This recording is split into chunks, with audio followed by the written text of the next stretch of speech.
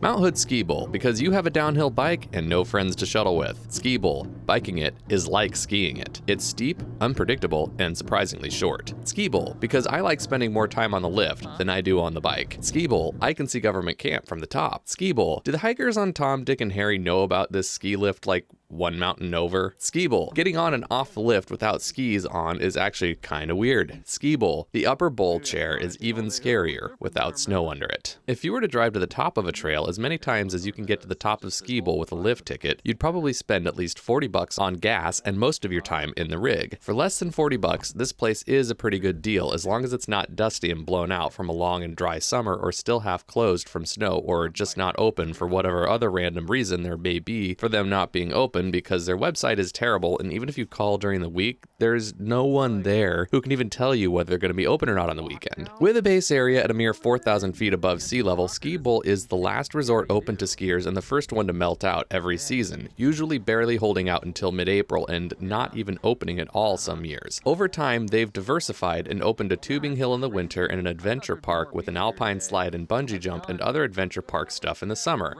Diversification. It's good business. Come summer, as soon as the snow melts out, Skibowl attaches hooks to their lift chairs with hose clamps. Seriously. Those were hose clamps. And like I said, for $39, they'll hang your bike from the back of a lift chair and you can ride up to the top. Mountain biking Skibowl in the summer is very much like skiing it in the winter. It's uncanny how similar the two experiences feel. Just like during the winter, experienced riders will cool their heels on the lower lift, forget the lower hill exists, and shoot straight over to the bottom of the upper bowl chair to get to the real steeps. If you've never gone downhill biking at a ski resort before, getting on a ski lift with your bike is kind of a strange experience. First of all, the lift deloads your bike. Once you get on the chair, your bike is dangling from a hook 3 chairs back. Next, you're walking onto and off of the lift. While it's probably actually kind of nice, I mean, if you're used to the clumsy ice-capade of doofus that snowboarders have to endure getting on and off a lift, this is a profoundly unnerving experience if you've gotten used to doing it on skis. You just stand on these marked spots, the chair picks you up, and now your feet feel like light as a feather without 3 pounds of footwear dangling off each leg. It is kind of nice, actually, although seeing rocks and bushes underneath you instead of snow does take some getting used to. When you get to the top of the ski lift, if you're on the left side, you'll have to do this kind of little dance where you walk between moving chairs and wait for them to hand you your bike. So, like I said, getting off the top of the blue lift is a little bit weird if you're like used to skiing the place, because normally when you ski this place, you just shoot off to the right and go right to the bottom of Upper Bowl. But in the summer, that route is a hiker-only trail. So you right over there, you see it says hiker only, you actually have to go to the left, and then the trail doubles back underneath the chair. It's no big deal, it's just different, it'll surprise you. Riding Upper Bowl lift is kind of awesome in the summer because you get to see what all the cliff jumps look like without snow on them. If you experience vertigo, however, this is definitely not the chair for you, at least not in the summer. Also, it's remarkable just how many liquor bottles and beer cans there are on the ground underneath this lift. It's way worse than the ground under the lower lift, probably because it's hard to get to, but also obviously because all the thrill seekers / alcoholics / drug addicts are up here. Once you get to the top, be really careful because the exit ramp up here is slicker than snot. Definitely don't try to get all clever and like ride your bike down this ramp because you will regret it. Once at the top, you've got 3 basic choices: Ridgeline, Cannonball, and Sunrise. Ridgeline is an expert trail containing 2 significant and mandatory rock rolls that leads to Cannonball. See, now if I walk down this fast enough, maybe I'll be at the bottom and I can lie to Andrew and tell him I rode it. Oh. I was telling the camera, like, if I get down to the bottom fast enough, I can lie to Andrew and tell him I totally cleared it.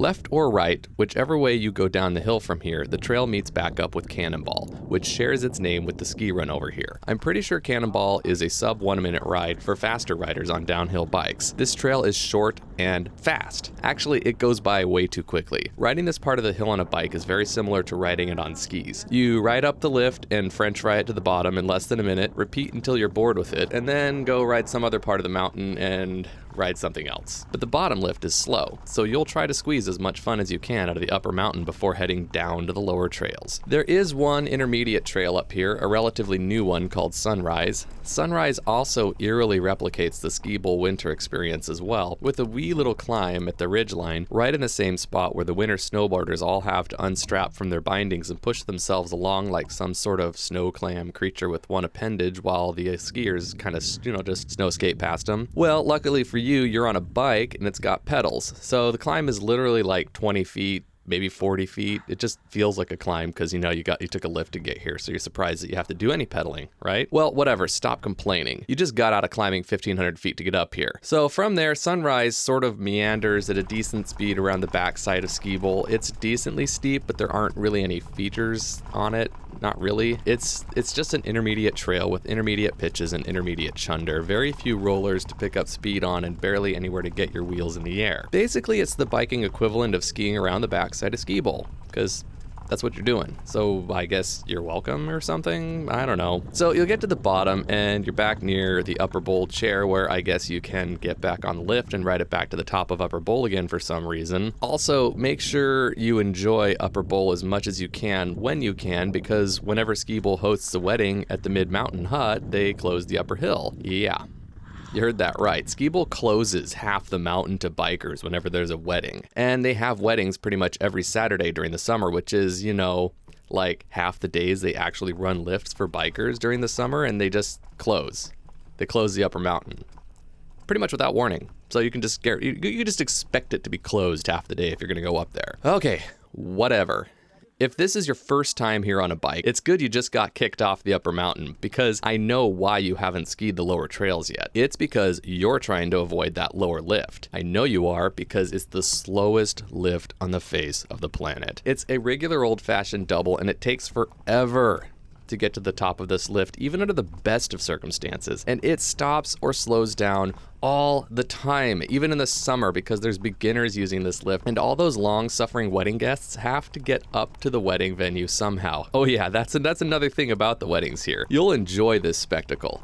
It's people in their late 60s getting on and off the lift, and at the top, that's the best part. They're in their nicest dress-up duds. They're dressed up. They're trying to be polite guests, right? It's a wedding. And so they're trying not to scuff their shoes or, worse yet, blow out their knees getting off of this thing. Seriously, folks, that is asking an awful lot of your wedding guests. And, and not only that, they've got to hike another, quarter mile down the mountain. It's kind of a steep trail to get to the wedding. Way to go, guys. Way to exclude the old people, or just people who don't get around too well. I guess they could ride a van up there. Seems like a nightmare wedding venue to me. Well, anyway, now that you're being forced to ride the lower mountain if you're a biker, you'll be forced to discover that all the best trails are actually down here, but they're only accessible via the stupid and slow lower lift. Okay, there's actually two trails on the lower mountain. There's Narnar and Hydrant and a bunch of expert lines that radiate off Hydrant. I know there's another trail, if you go way over toward Multorpor, there's apparently another trail over there, but it's kind of a pedally trail, and if I'm going to pedal, then I'm not going to be at a ski resort. Sorry guys, if there's lifts around, I shouldn't have to pedal. So there probably are other trails around here too, but these were the ones I rode, so I'm just going to pretend the other ones don't exist or something. The bottom of Narnar doesn't look that interesting from the lift, and apparently that's because since it's in the middle of the ski run, they can't really build the berms too high because they just have to knock them down for the snow season. So that sounds kind of lame. So when I got to this sign, I went to the left because the sign said harder and pointed to the left. This trail is Hydrant, and it's the best reason to ride this park. Hydrant is awesome. I mean, it's legitimately awesome. Let's just call this an intermediate accessible advanced line. It won't kill a beginner. You don't have to ride it fast and rowdy, but there's no doubt that this trail is supposed to be ridden fast and rowdy. It's rocky, but it's rocky in all the right ways. If you keep your speed up and ride with some coordination, you'll basically lily pad from the top of one rock to the next, hit the berms with air, and clear the one gap jump as if it wasn't even a gap. Seriously, that's the third time now that I've been fooled into riding a gap, and it was wonderful. It was awesome. Thanks, Skibowl. So I definitely had to ride this one over and over again. Unfortunately, the pro lines were all closed the day I was there, probably so they could do some work on them now that it had recently rained after a long and dry summer. So Hydrant is fun. It's awesome. And it almost makes up for the rest of this place. Almost. Now, normally, like everyone else, I try not to throw shade. But come on, Skibowl. You close half the mountain for weddings? Seriously? You do realize how completely nuts that is, right? For half the time you're open to mountain biking, you close half of your resort to mountain biking. What is wrong with you? Are you open for business or not? Skibowl is definitely the most Portland of all the ski areas on Hood, and boy are they carrying on Portland's tradition of commercial incompetence now. I mean, really? Your best trails are only accessible via your slowest lift? Everyone who rides in the Portland area knows mountain biking is the neglected red-headed stepchild in the metro area. But come on, Skibowl. Do you really want to be part of that? We were counting on you to be something worthwhile, but instead you had to barf lame all over the best place to have lift access biking anywhere near Portland. I recognize it's not all the fault of management. Government intransigence probably certainly plays its part. It's like every single business and agency in Oregon conspires to never let anyone cross the threshold of true undiluted joy and excitement if they're on two wheels anywhere other than within 50 blocks of the Willamette River. There's just something so annoyingly Oregon about this place, and it's really hard to look past it. And if what I've been told about the rental experience is any guide, don't even think about trying to rent a bike here, not unless you've got like an arm and a leg for collateral. If we were on the East Coast, I would overlook the shortcomings, but this is the Pacific Northwest. We have some of the best biking terrain in the world, and this is the best we can do. In the region that practically invented adventure sports, this is what we get: a wedding venue. Furthermore, for a park that's open to the public, the quality of many of the trails, especially Cannonball, is simply not up to par, and it's clearly not because of builder incompetence. The design and execution is fantastic, but there are many places where it's obvious that management can't manage to get out of their own way, let alone the builder's way, and let them do what needs to be done. They're too busy focusing on the adventure park and weddings to accommodate the one constituency that it has been proven throws off the most money when they do come to visit, and that's mountain bikers. If you build it and maintain it, we will come, and we will spend. Just look at Whistler. But if you're going to squander this natural wonder you're lucky to even have access to as a wedding venue, instead of its intended purpose as a recreational area, you're leaving money as well as just general goodwill with the outdoors community on the table. When you're paying for a lift ticket, the trails you're riding should reflect the intentions of the builders, not of management, especially if said management is from anywhere in Oregon, because that pedigree already makes your business acumen immediately suspect. Flow should be dialed. Chunder should be obviously intentional. Brake bumps are acceptable, but shouldn't be 3/4 of the trail surface all the way down. And finally, and perhaps most importantly, there should be some sort of coherent approach to how the entire system is executed. There is nothing here that could be mistaken in any way for a house style of trail building. Not that there isn't potential. I think Hydrant would be a great template to start from if managers of Skibowl ever see fit to allow their trail builders to develop a house style. But potential is a funny concept now, isn't it? When someone says you have potential, they're referring to everything you could be that you're not. Skibowl has a lot of potential, but it's not being allowed to realize that potential because the managers of the resort can't decide what the place is for. I mean, yeah, I'll ride it again, but that's just because I don't have time to drive to Bend or Stevens Pass or Whistler every weekend. All of that rant aside, Skibowl is still worth riding, as long as you don't need to rent a bike. It's worth riding as long as the lift tickets stay under $40.